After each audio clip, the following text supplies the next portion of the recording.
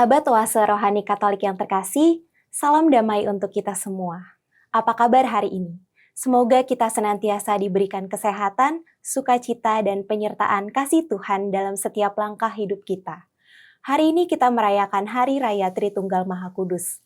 Senang sekali saya Angela Florencia dapat hadir dan menemani Anda dalam acara Oase Rohani Katolik. Saya juga ingin menyapa Romo Reynaldo Anthony yang biasa akrab dipanggil Romo Aldo ya, Betul, Romo ya. betul. Apa kabar Romo hari ini? Baik-baik, sehat, sukacita, penuh dengan kegembiraan. Oke, puji Tuhan Romo. Terima kasih sebelumnya karena sudah berkenan hadir dalam acara Oase Rohani Katolik hari ini. Oke, agar hati dan pikiran kita lebih siap untuk menerima permenungan hari ini, maka marilah kita awali acara Oase Rohani Katolik hari ini dengan doa pembuka yang dipimpin oleh Romo Aldo. Baik, Loren dan saudara-saudara yang terkasih, sahabat Oase Rohani Katolik, kita mulai dengan doa singkat. Dalam nama Bapa, Putra, dan Roh Kudus. Amin. Kami mengucap syukur kepadamu, ya Allah Bapa, bersama Putra dan Roh Kudus yang selalu menyertai kami. Engkau selalu membangkitkan kerinduan hati kami untuk selalu berada di dalam Dikau. Maka kami mohon, tuntunlah kami semua, bukalah hati dan pikiran kami untuk bisa mengenal-Mu, untuk bisa memahami-Mu, merasakan dan mengalami Engkau dalam kehidupan kami, khususnya pada hari ini kami merayakan Engkau yang adalah Allah dalam 3 pribadi, Bapa, Putra, dan Roh Kudus, yang dengan kasih-Mu ingin selalu menyertai dan mencintai kami. Semuanya kami serahkan kepadamu dengan pengantaraan Kristus, Tuhan, dan Juru Selamat kami. Amin. Amin. Bacaan pertama. Bacaan dari Kitab Keluaran. Pada waktu itu Musa bangun pagi-pagi, dan naiklah ia ke atas gunung Sinai, seperti yang diperintahkan Tuhan kepadanya. Ia membawa kedua loh batu di tangannya. Maka turunlah Tuhan dalam awan, lalu berdiri di sana dekat Musa. Dan Musa pun menyerukan nama Tuhan.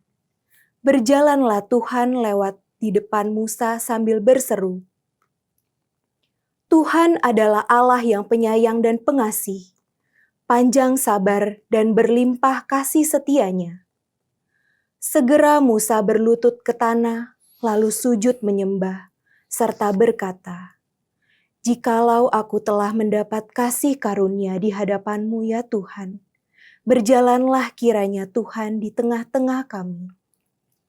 Sekalipun bangsa ini suatu bangsa yang tegar tengkuk, tetapi ampunilah kesalahan dan dosa kami. Ambillah kami menjadi milik-Mu. Demikianlah sabda Tuhan. Syukur kepada Allah. Mazmur tanggapan. Kepadamulah pujian selama segala abad. Kepadamulah pujian selama segala abad. Terpujilah Engkau ya Tuhan, Allah leluhur kami. Kepadamulah pujian segala abad. Terpujilah nama-Mu yang mulia dan kudus. Terpujilah kepadamulah pujian selama segala abad. Kepadamulah pujian selama segala abad. Terpujilah Engkau dalam bait-Mu yang mulia dan kudus. Kepadamulah pujian selama segala abad. Terpujilah Engkau di atas tahta kerajaan-Mu. Kepadamulah pujian selama segala abad. Kepadamulah pujian selama segala abad. Terpujilah Engkau yang mendugai samudra raya. Kepadamulah pujian selama segala abad. Terpujilah Engkau di bentangan langit. Kepadamulah pujian selama segala abad. Kepadamulah pujian selama segala abad. Bacaan kedua. Bacaan dari surat kedua Rasul Paulus kepada jemaat di Korintus. Saudara-saudaraku, bersukacitalah, usahakanlah dirimu supaya sempurna. Terimalah segala nasihatku. Hendaklah kamu sehati sepikir, dan hiduplah dalam damai sejahtera. Maka Allah, sumber kasih dan damai sejahtera akan menyertai kamu. Berilah salam seorang kepada yang lain dengan cium yang kudus. Salam dari semua orang kudus kepada kamu. Kasih karunia Tuhan Yesus Kristus, kasih Allah dan persekutuan Roh Kudus menyertai kamu sekalian. Demikianlah sabda Tuhan. Syukur kepada Allah. Haleluya, haleluya, haleluya, Haleluya, haleluya. Kemuliaan kepada Bapa dan Putra dan Roh Kudus, Allah yang kini ada, yang dulu ada, dan yang tetap akan ada. Haleluya, haleluya. Tuhan bersamamu dan bersama rohmu. Inilah Injil suci menurut Yohanes. Dimuliakanlah Tuhan. Dalam percakapannya dengan Nikodemus, Yesus berkata, "Begitu besar kasih Allah kepada dunia ini, sehingga Dia telah mengaruniakan Putranya yang tunggal, supaya setiap orang yang percaya kepadanya tidak binasa, melainkan memperoleh hidup yang kekal.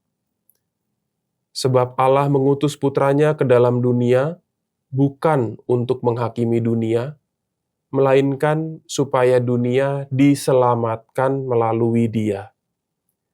Siapa saja yang percaya kepadanya, ia tidak akan dihukum. Siapa saja yang tidak percaya, ia telah berada di bawah hukuman, sebab ia tidak percaya dalam nama Putra Tunggal Allah." Demikianlah Injil Tuhan, terpujilah Kristus. Sahabat Oase Rohani Katolik, kita sudah mendengarkan 3 bacaan sabda.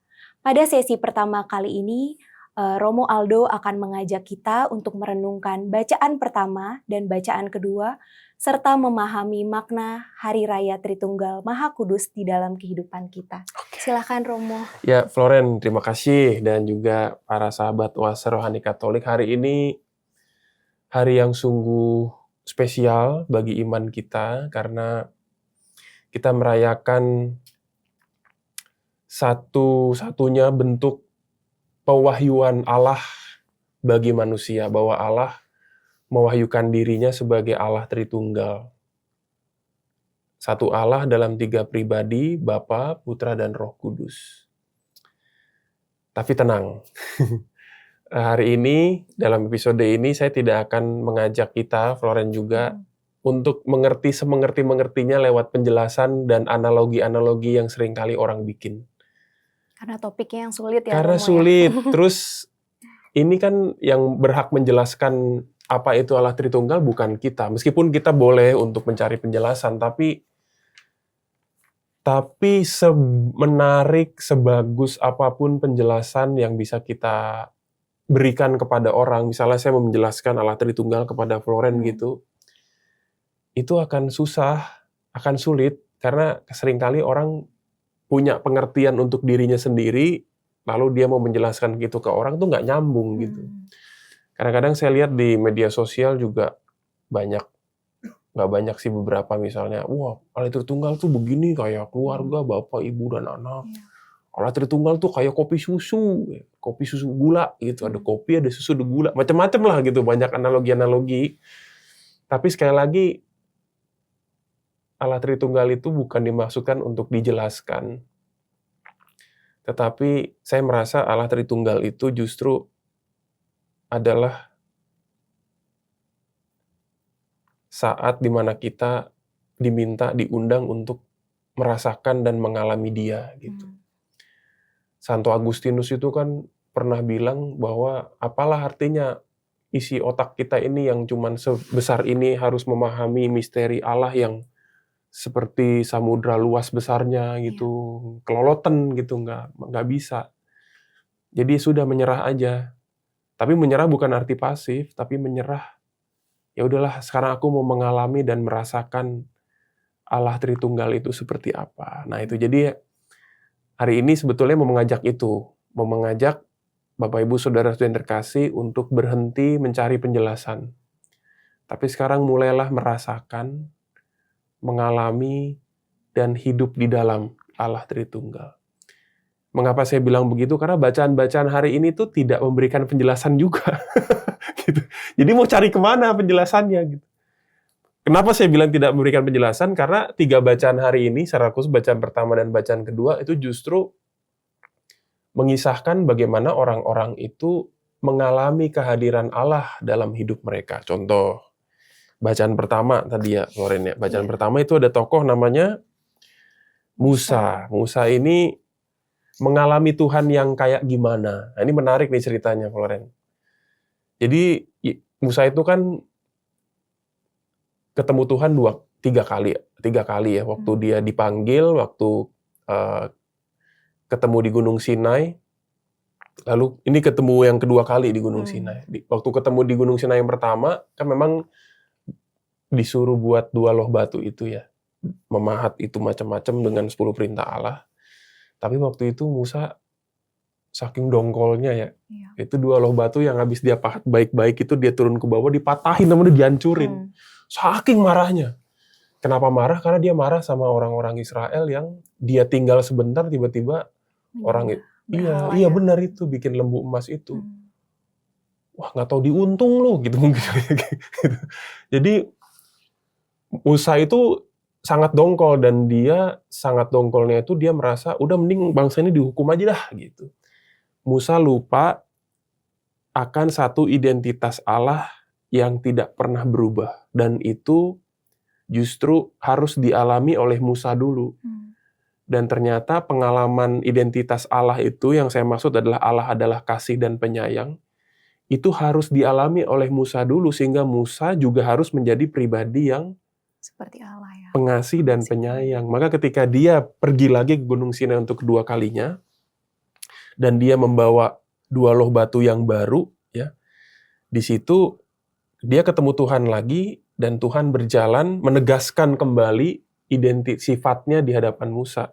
Kan Tuhan adalah Allah yang penyayang dan pengasih, panjang sabar dan berlimpah kasih setianya.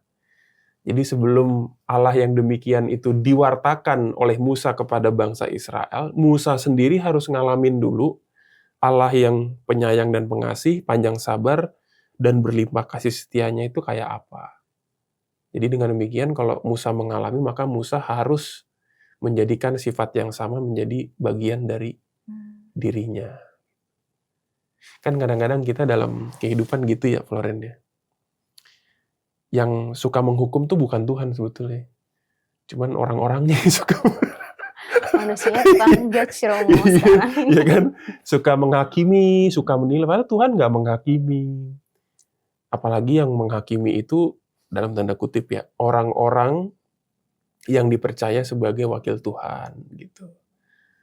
Orang tua itu juga wakil Tuhan loh. Kadang-kadang anak kan menganggap bahwa orang tua itu yang punya kebenaran gitu kan. Terus kok gue dihukum sama orang tua gue sendiri misalnya. Bukan hukum tanpa cinta ya. Beda ya, kalau menghukum dengan cinta sama menghukum benar-benar benci itu kan beda ya rasanya. Lalu itu bisa membawa pada pemahaman iman juga loh. Oh, kalau bapakku, orang tuaku menghukum dengan benci, apakah Allah juga seperti itu? Ya kan aneh gitu menurut saya. Jadi kalau Tuhan bilang bahwa saya adalah Allah yang penyayang dan pengasih, itu udah keputusan final buat dia. Jadi kalau Allah udah ngambil keputusan saya mau menyayangi dan mengasihi, itu keputusan final. Nggak ada keputusan-keputusan lain yang Allah buat selama perjalanan dia bersama dengan kita. Gitu. Nah itu pengalaman yang mau diberikan oleh Tuhan kepada Musa. Maka Musa bilang, ya udah Tuhan, janganlah jauh-jauh dari kami. Saya mohon berjalanlah kiranya di tengah-tengah kami. Supaya kami, ini bilang kami ya, bukan di tengah-tengah saya. Kenapa dia bilang berjalanlah kiranya di tengah-tengah kami? Supaya orang Israel juga ngerasain. Rasain kehadiran Allah. Iya, Allah yang maha penyayang dan pengasih itu bukan hanya saya yang merasakan, tapi juga orang-orang Israel merasakan itu. Ya, jadi bukan soal menjelaskan, tapi ngerasain, ngalamin Allah yang menyertai. Dan juga bacaan kedua tadi Paulus menulis surat kepada jemaat di Korintus juga sama ya.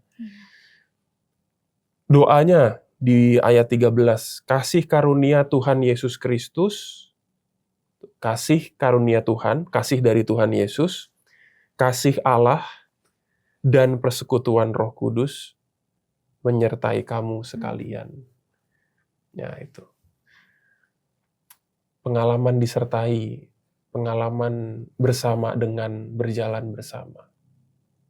Ini saya boleh cerita nggak nih? Boleh banget Romo, sharingnya.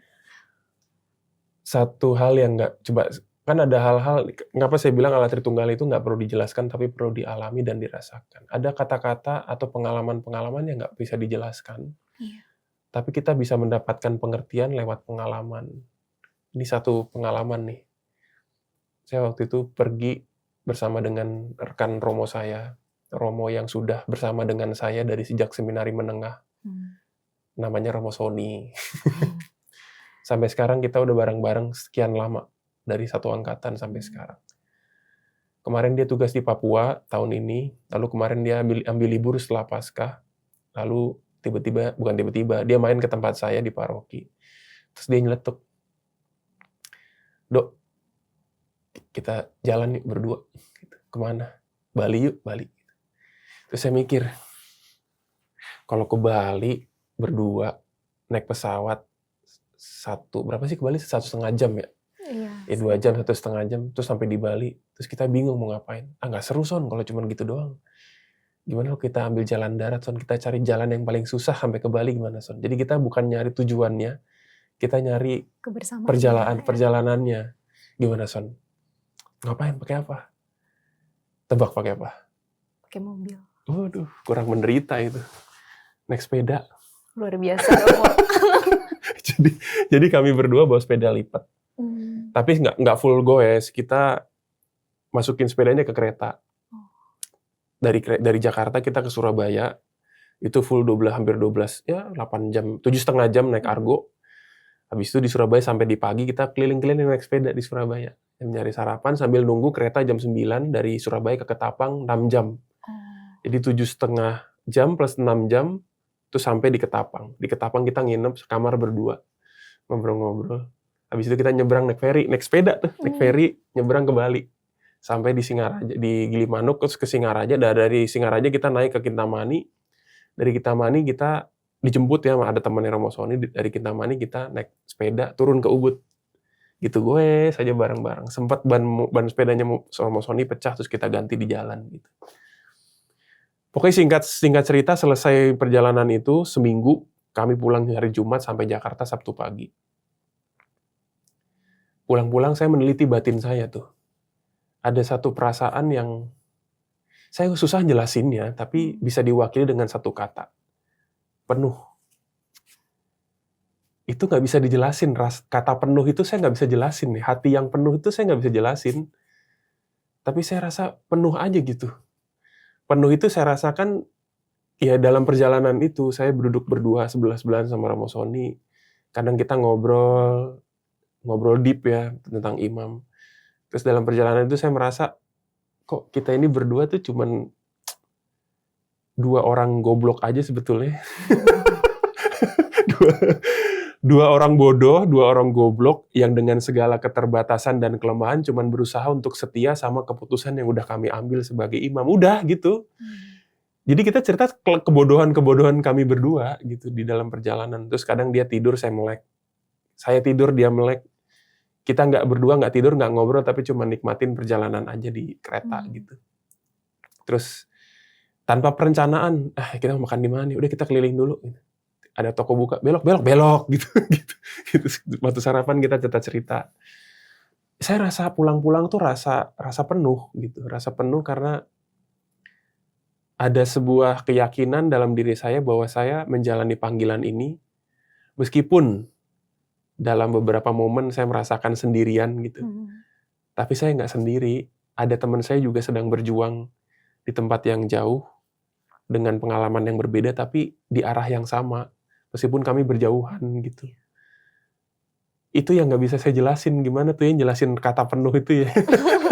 Saya nggak tahu kalau Florian punya pengalaman, mungkin pernah punya pengalaman itu ketika kamu merasa sungguh orangnya nggak ada di situ, tapi kamu merasa full aja karena percaya aku lagi ditemanin sama dia. Tapi orangnya nggak lagi ngobrol sama kita, orangnya mungkin lagi di mana, tapi sadar bahwa dia ada buat saya gitu. Nah, pengalaman itu sebetulnya yang mau susah dijelasin. Iya susah kan? Coba jelasin nih gimana coba sekarang? Mau jelasin mau berapa jam ini kita jelasin makanya. kata penuh itu? Karena setiap orang pasti pengalamannya beda-beda ya. Benar, kamu pasti punya pengalaman yang sama tuh di keluarga atau mungkin sama pasangan atau sama ya pokoknya keluarga atau orang-orang yang terdekat yang dicintai. Kitanya di sini, dianya di sono. Tapi aku feel komplit gitu. Itu karena ada suatu hal yang nggak terlihat, relasi yang terhubung yang saya percaya itu ada ketika saya dalam perjalanan, saya berjalan meskipun saya jalannya sendiri, tapi saya nggak merasa sendirian gitu. Nah itu yang pengalaman itu yang mau dihadirkan oleh Tuhan sebetulnya lewat pengalaman Allah Tritunggal. Allah yang begitu jauh itu, dia mau berjalan di tengah-tengah kita. Bukan hanya berjalan di tengah, dia mau menyertai kita berjalan sama-sama. Bahkan nanti di dalam bacaan Injil, bukan hanya sekedar berjalan bersama, dia mau tinggal masuk di dalam, embedded jadi satu sama kita. Sehingga kita mau di hutan, mau di tengah laut, kita nggak merasa kosong gitu. Nah itu pengalaman itu sebetulnya mau diangkat lewat 2 bacaan tadi. Itu. Sebagai umat biasa, gimana sih Romo cara supaya kita tuh benar-benar menerima Allah gitu, kayak ngerasa selalu ditemenin meskipun lagi susah banget nih, lagi banyak pikiran gitu tuh Romo. Saya merasa harus dirasain. Itu, kita harus berhenti di hadapan Allah tuh, kita harus berhenti mencari penjelasan. Karena respon pertama kita ketika kita mengalami pengalaman-pengalaman itu, pertanyaan pertama, kenapa? Kenapa itu tuh udah membuka sebuah pertanyaan untuk mencari penjelasan. Padahal yang perlu kita lakukan itu, ya udah. Berserah berarti ya Romo, kalau highlightnya. Ya udah dialamin aja gitu, misalnya kayak panas gitu. Kenapa sih panas banget? Kenapa nggak bilang, ya udah sih, ya emang udah panas, gue nikmatin aja gitu. Gue rasain panas itu.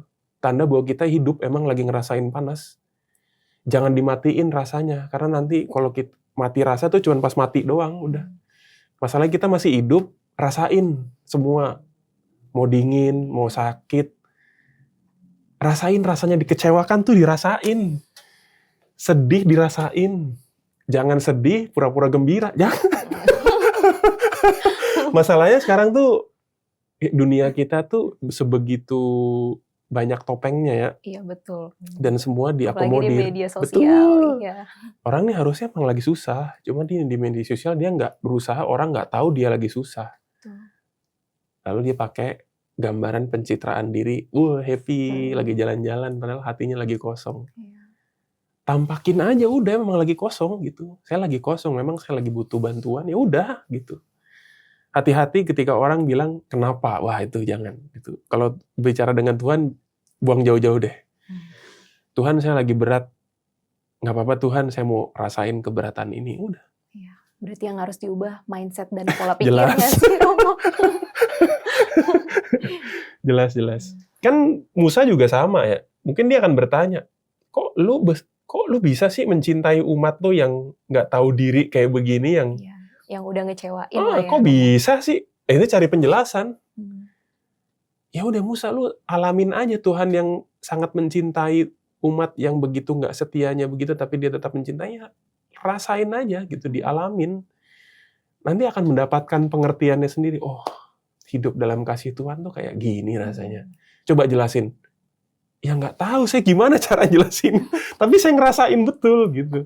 Nah gitu pengalaman itu sebetulnya yang mau diangkat dalam bacaan ini. Oke Romo. Sahabat Oase Rohani Katolik yang terkasih, sungguh menarik ya Romo ya perbincangan hari ini. Namun kita akan jeda sejenak, jangan kemana-mana, tetap bersama kami dalam acara Oase Rohani Katolik.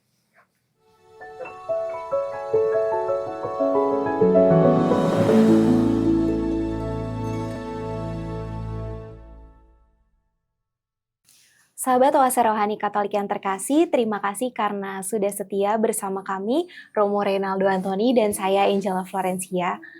Dan bagi kalian yang ingin menyampaikan kritik atau saran ataupun sharing iman dapat mengirimkan melalui email ataupun WhatsApp yang tertera dalam kolom deskripsi YouTube ini.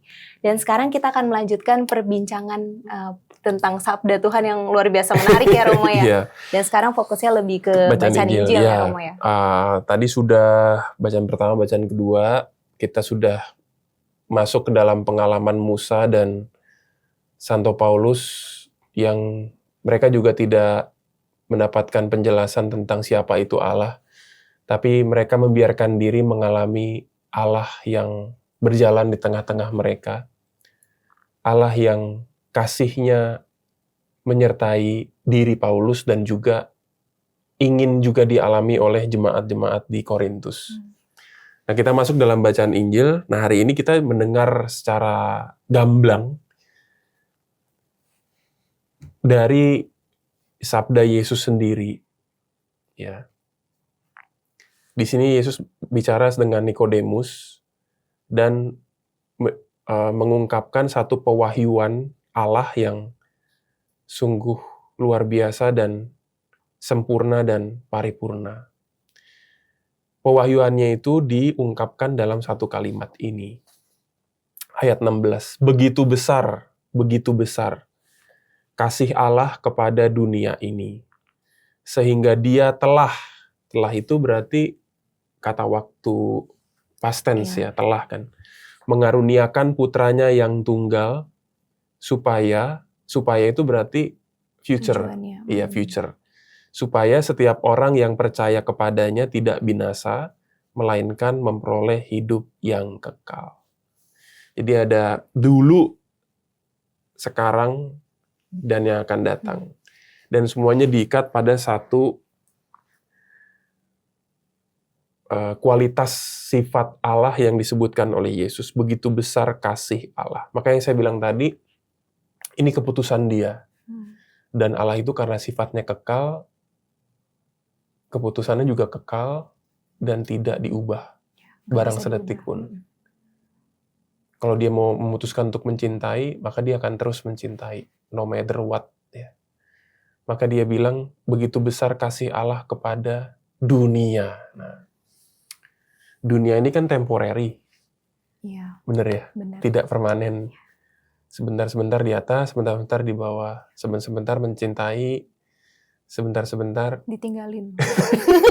Kok tiba-tiba ditinggalin? Sebentar-sebentar cerah, sebentar-sebentar hujan. Jadi dunia selalu temporary, ya, tidak permanen. Atau dalam kata lain, kacau. Iya. Kalau permanen kan tertib ya, rapi, itu permanen, enak tuh. Tapi kalau sebentar-sebentar begini, sebentar-sebentar begitu tuh kayak fluktuatif, kacau, nggak bisa diprediksi.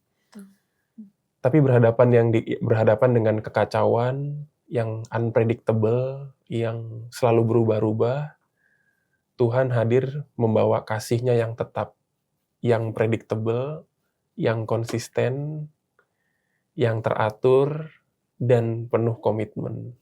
Nah, coba gimana tuh ya? Kasih yang demikian itu dibawa kepada dunia yang seperti itu. Supaya apa? Apakah supaya Tuhannya yang akhirnya jadi kacau atau sebaliknya? Pasti tentu sebaliknya. Supaya mereka yang percaya tidak binasa, melainkan memperoleh hidup yang kekal. Hidup yang kekal itu berarti hidupnya udah kekal. Kekal itu nggak ada perubahan lagi. Nggak ada kekacauan lagi. Nggak ada temporary lagi. Nggak ada, ya macam-macam lah, kekalutan lagi. Stabil, konsisten, penuh komitmen. Nah, maka kalau hidup yang kekal itu didefinisikan dengan kasih yang tetap, yang konsisten, komitmen, rapi, teratur, dan baik, berarti hidup yang kekal itu bukan suatu hidup yang nanti sebetulnya kan. Orang bisa dong hidup sekarang juga bisa hidupnya rapi, teratur, konsisten, komitmen, ya kan, permanen. Makanya kan kasih yang seperti itu yang mau ada juga diberikan kepada misalnya kasih seorang yang memutuskan untuk jadi imam kepada gerejanya. Makanya imamatnya kekal, permanen, supaya cintanya kepada gereja juga permanen. Nggak tiba-tiba mikir, gue mau jadi romo 10 tahun aja dah. Habis itu gue keluar. Nggak begitu. Nggak boleh gitu ya. Karena kasih yang mau kita bawa, kasih Allah gitu, permanen. Suami istri juga sama kan. Sakramen perkawinan, kasihnya juga permanen. Kekal. Nah itu yang supaya dalam kekekalan itu orang merasakan yang saya bilang tadi, merasakan kepenuhan kasih. Coba kalau kasihnya temporary, apakah orang mengalami kepenuhan kasih? Kan enggak. Karena setengah-setengah. Iya, sebentar-sebentar mencinta, besok marah-marah. Bentar-bentar disayangin, besok-besok ditinggalin. Gimana orang mengalami kasih yang penuh? Tapi berkaca dari pengalaman tadi yang saya alami dalam perjalanan saya, ya itulah pengalaman di mana kita berjalan bersama dalam satu perjalanan, dalam kasih yang, ya kasih cinta kami berdua kan beda sama cinta laki-laki dan perempuan. Ini masalahnya kita laki-laki sama laki-laki nih, Tapi saya kira saya percaya bahwa kami berdua tahu bahwa kami saling perhatian satu sama lain, tapi dengan gaya kami lah, dengan gaya laki-laki gitu. Dan itu yang mau diungkapkan. Nah ini misteri yang sebetulnya mau diwahyukan oleh Allah. Inilah, mungkin Allah mau mengatakan, inilah caraku mencintaimu. Aku bukan mencintai dengan jarak yang jauh, aku di sini, kamu di sana, tapi bahkan aku ingin menyatukan diriku dengan orang yang aku cintai. Dan itu hanya bisa lewat 3 pribadi ini. Pribadi Bapa, pribadi Yesus, dan pribadi Roh Kudus. Allah Bapa yang berjalan di tengah-tengah kita, pribadi Yesus yang berjalan bersama dengan kita, dan pribadi Roh Kudus yang bahkan bukan hanya berjalan, tapi menyatukan dirinya dengan kita. Kan salah satu indikator seseorang mencintai sesuatu atau seseorang, indikatornya adalah gerakan untuk menyatukan dirinya dengan apa atau siapa yang dia cintai. Setuju nggak? Indikator tanda bahwa orang mencintai sesuatu atau seseorang, tandanya adalah dia ingin menyatukan dirinya dengan sesuatu atau seseorang itu. Berarti lebih ke toleransi lah ya, Romo. Bukan toleransi ya? Menyatukan diri, berada dekat, bahkan bukan cuma dekat, tapi benar-benar jadi satu sama orang yang dia cintain. Ngerti nggak kamu? Contoh dulu saya dari bahasa cinta ini yang mana nih, Romo? Saya dulu punya gitar kesayangan. Saya bahkan tidur sama gitar saya. Bangun pagi langsung pegang tuh gitar. Saking cintanya sama gitar saya. Sekarang gitarnya udah nggak tahu di mana. Sekarang cinta saya ada di sepeda saya. Bangun pagi saya liatin sepeda saya. Dilap-lap. Lap-lap. Mau cinta sama siapa lagi? Yes, gimana jelasinnya? Tapi itu gerakan orang mau menyatukan diri sama apa yang dia cintai atau seseorang yang dia cintai, gerakannya akan selalu gerakan persatuan. Menyatukan diri dan gerakan penyatuannya itu bukan menundukkan. Beda misalnya kalau satu negara ingin menyatukan diri dengan negara lain, lalu negara ini menundukkan negara ini dengan perang sehingga mereka jadi satu union. Bukan seperti itu. Tetapi kesatuan yang mau diciptakan adalah didasarkan pada saling penyerahan diri. Gitu. Jadi dia yang satu datang dengan seluruh dirinya, menyerahkan dirinya untuk yang ini juga datang menyerahkan dirinya untuk yang ini. Sehingga mereka jadi satu. Makanya suami dan istri itu tandanya kalau memang benar-benar saling mencintai, ya suaminya ingin bersatu dengan istrinya mau bersatu dengan suaminya. Kalau suaminya udah nggak mau bersatu dengan istrinya, gawat itu. Ya ditanya, lo masih mencintai dia nggak ya? Enggak, Romo. Kok aneh? Kan cintamu mau permanen, masa cintanya temporary kalau begitu kan? Gitu. Nah Allah mau demikian. Saking besarnya cintanya sama kita, maka dia memilih cara yang ya nggak tahu caranya bagaimana, yang jelas kayak begini gitu. Tapi tujuannya cuma satu, dia ingin menyatukan dirinya sama kita. Bukan persatuan badan, tapi akhirnya sampai pada persatuan rohani. Makanya dia berikan juga rohnya, supaya rohnya itu bisa hidup sama kita ya. Tinggal dan diam di dalam kita. Makanya kan Yesus pernah bilang juga di Injil Yohanes yang lain, di bab yang lain, aku di dalam kamu dan kamu di dalam aku. Bukan kamu bersama aku bersama kamu, tapi tinggallah di dalam aku. Ya caranya masuk supaya di dalam apa? Ya harus masuk, harus ada yang masuk. Ya kan? Jadi kalau orang mau mengalami Allah Tritunggal, nggak bisa dari luar. Saya mau mengenal Floren nih. Nggak bisa dari luar gitu. Floren, enggak. Saya harus masuk ke dalam, misalnya masuk ke keluargamu, lihat kamu sehari-harinya gimana, harus gitu. Berarti kalau mau merasakan kita harus lebih rajin doa. Iya dong. Tapi sebelum itu, bukan hanya rajin doa. Kalau saya masuk dalam konteks, masuk ke dalam persatuan itu yang diungkapkan lewat pembaptisan. Karena pembaptisan itu kan pintu gerbang orang mau masuk. Jadi orang harus dibaptis dulu, baru bisa mengalami itu. Lalu dia mengalami itu di dalam gereja, di dalam komunitas, di dalam komunitas itu, dalam seluruh kegiatan-kegiatan gereja. Alami Allah Tritunggal di situ. Nggak bisa orang menghakimi, memberi penjelasan definisi Allah Tritunggal, menilai dari luar. Dia aja belum masuk, bagaimana? Lalu bisa memberikan definisi Allah Tritunggal tuh nggak benar. Wah, nggak bisa. Harus masuk dulu. Nah, yang bahaya itu udah masuk, terus dia keluar. Itu gimana tuh? Cara untuk narik dia udah masuk, belum ngalamin bener-bener, dia udah keluar. Habis itu dia menilai apa yang dia alami yang belum penuh, dia udah keluar duluan, dia langsung menilai dari pengalaman ketidakpenuhannya itu. Wah, bahaya juga itu. Karena momen kepenuhan itu tidak didasarkan pada suatu waktu ya, itu kayak ada momennya tersendiri tuh. Saya mengalami penuh gitu. Nggak bisa, saya mengalami penuh 3 tahun lagi jadi Katolik. Nggak bisa, nggak bisa. Itu sebuah perjalanan yang harus dilalui sepanjang diperlukan, atau mungkin malah sepanjang zaman sampai kita wafat. Bahkan mungkin waktu kita nanti meninggal juga kita masih dalam pencarian kepenuhan itu, bisa jadi. Ya kan? Jadi nggak bisa gitu. Nah, makanya Yesus bilang, siapa saja yang percaya.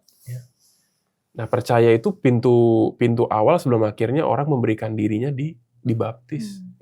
Jadi percaya dulu, baru dibaptis. Orang nggak bisa mengalami dan mengerti Allah Tritunggal kalau nggak percaya. Orang yang nggak percaya berusaha menjelaskan misteri Allah Tritunggal. Nggak mungkin. Kita aja orang yang percaya susah. Iya. Ya, makanya itu sering jadi pertanyaan sih, Romo. Iya kan? Pertanyaan gimana tuh? Maksudnya kayak suka ditanya gitu, apa sih sebenarnya konsepnya, apalagi sama yang... Nah, jawabannya sekarang gampang. Ya, rasakan dulu ya. Mari masuk, rasakan dan alami. Udah, nanti kamu akan ketemu sendiri. Saya nggak bisa jawab, tapi saya undang kamu untuk masuk, mengalami, ntar kamu akan ngerti sendiri. Good answer. Iya, bener dong. Nah, gimana kalau kita nggak bisa jelasin? Ya udah ngalamin aja. Gimana sih sama orang yang belum berenang? Gimana sih rasanya berenang? Iya, harus coba. Ya lu nyebur aja situ. Gimana sih rasanya panas kalau sehari-harinya dia di AC mulu? Rasanya panas gimana sih? Ya keluar, buka bajumu, rasain panas gimana? Baru coba rasain, gini rasanya, coba jelasin rasanya panas. Ya gimana jelasinnya ya? Pokoknya rasanya beginilah, Romo lah. Ya gitu. Tapi kalau kamu cuman di dalam kena AC terus, nggak pernah ngerasain panas, untuk definisiin panas ya susah. Berdebat terus di dalam tuh. Panas tuh begini. Panas itu adalah situasi di mana derajatnya begini. Ya menurut kamu begitu. Nah menurut saya, ya beda ya. Iya, tapi udah kita keluar aja bareng-bareng rasain. Oh gini rasanya panas. Sama Allah Tritunggal yang sama gitu. Mirip-mirip lah. Jadi udah tahu jawabannya. Kalau ada pertanyaan kayak gitu ya. Iya, wajib masuk berarti. Lock out dan lock in. Iya, lock in dulu deh. Lock in dulu. Ntar kalau nggak ngalamin apa-apa udah keluar nggak apa-apa. Yang penting masuk dulu. Ya gitu. Jadi Ya, Romo. buat saya nih bacaan Injil ini menurut saya sangat dalam dan meneguhkan ya, supaya kita menjadi orang Katolik itu bukan Katolik yang hanya berhenti pada mencari penjelasan. Belajar boleh, tapi jangan lupa merasakan. Jangan lupa mengalami, karena dari merasakan dan mengalami cinta itu tumbuh. Cinta itu nggak tumbuh dari penjelasan. Bener nggak? Iya benar. Bener nggak nih? Benar, harus dari kebersamaan. Bener dong, kan cinta Benar. itu tumbuh dari Seiring jalannya dirasain, waktu. ya, dialami. Oh orangnya kayak gitu ya. Oh orangnya kok nyaman. Iya. Kok orangnya kok bikin saya jadi gembira hidup. Kok bikin saya jadi semangat lagi. Tapi kalau dari sisi penjelasan, nggak ada bagusnya nih orang misalnya. misalnya kok lo mau sih sama dia kan? Misalnya orang-orang kan kadang-kadang gitu ya. Iya. Kok lo mau sih, dia kan bentukannya kayak gini. Tapi saya ngalamin dia tuh bikin saya nyaman. Iya gitu. Yang nggak bisa dialami oleh orang lain. Iya. Ya kayak gitu. Kita tahu, masa kita buat ngalamin Allah Tritunggalnya kita nggak bisa sih. Nah, gitu. Baik, Gitu, Romo. Loren. Sebagai penutup permenungan hari ini, kira-kira kesimpulan atau pesan apa, Iya, Romo, atas seluruh 3 bacaan tadi? Ya kesimpulannya simpel ya. Saya bilang ya berimanlah dengan penuh. Ya. Jangan hanya berhenti mencari penjelasan. Kadang-kadang beriman dalam keadaan ketidaktahuan dalam arti tertentu ya, itu baik juga. Sehingga kita ketika dalam ketidaktahuan kita mengambil posisi untuk menyerah. Saya menyerah, saya nggak ngerti kamu Tuhan. Tapi yang saya tahu, saya punya hati, saya punya indera, dan pada titik ini saya cuma mau merasakan kehadiran-Mu aja. Saya mau mengalami Engkau di dalam setiap kehidupan saya, dalam suka duka, dalam jatuh bangun saya mau merasakan kehadiran-Mu. Lalu ingat, keputusan Tuhan untuk mencintai saya sudah final. Dia nggak merubah keputusan lain. Jadi jangan sampai ada pemahaman bahwa Tuhan membenci saya, nggak ada. Tuhan nggak pernah merubah keputusannya. Tuhan akan selalu mencintai kita. Mungkin yang kurang adalah kita nggak mau merasakan cinta itu. Harus membuka diri. Iya, mungkin karena kita nolak. Karena kadang-kadang orang gitu ya. Denial aja sih. Iya, misalnya orang nggak mau dicintai, orang milih-milih gitu. Gue nggak mau dicintain sama dia, gue maunya mengono karena lebih ganteng misalnya gitu. Padahal yang lebih mencintai orang ini. Iya. Gitu. Sering terjadi di kehidupan terjadi. Terus kita milih-milih gitu. Iya. Sama Tuhan juga milih-milih. Tuhan, saya nggak mau dicintai dengan cara seperti ini. Saya maunya dicintai dengan pekerjaan sukses. Ya, dikasih apa. Dikasih macam-macam. Lalu bisa jadi Tuhan mencintai kita juga dengan cara ya digebuk dikit ya kan. Dikasih tantangan sedikit lah, dikasih tanjakan sedikit, dikasih kerikil-kerikil sedikit. Itu cara dia mencintai kita. Tapi ya kita suka milih-milih aja. Itu saja dari saya sih, singkat, sederhana. Rasakan, alami, lalu biarkan dia mencintai kita supaya cinta itu tumbuh. Dan Tuhan sudah memberikan semuanya. Ada Tuhan Yesus, ada Roh-Nya. Roh-Nya itu jangan lupa selalu diminta ya Tuhan.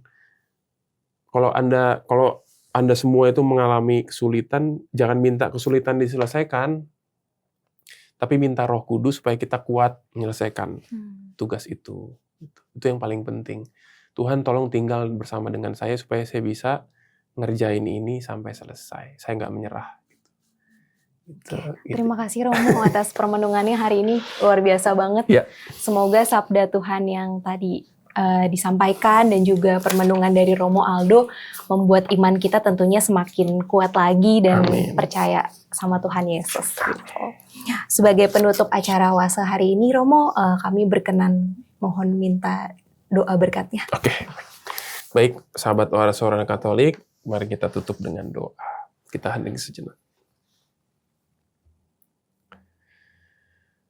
Allah Bapa yang Maha Suci, tolonglah kami untuk selalu membuka hati dan menyerahkan diri kami hanya kepada kepenuhan dan kelimpahan kasih-Mu. Seringkali kami suka menutup hati kami, suka memilih-milih, dan kurang percaya penuh atas bimbingan dan penyertaan-Mu yang seharusnya kami yakin semuanya adalah yang baik.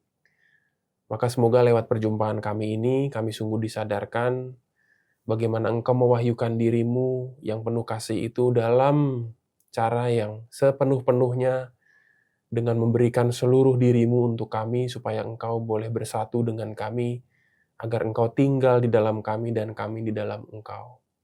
Kasih-Mu itu tinggal di dalam kami dan kami tinggal di dalam kasih-Mu. Dan semoga berkat-Mu menyertai dan menjaga serta melindungi kami semua di dalam nama Bapa dan Putra dan Roh Kudus. Amin. Sahabat Oase Rohani Katolik, saya Angela Florencia dan Romo Reynaldo Antoni pamit undur diri. Sampai berjumpa di acara Oase Rohani Katolik selanjutnya. Tetap jaga kesehatan, tetap semangat, dan senantiasa diberkati Tuhan Yesus. Sampai jumpa. Sampai jumpa.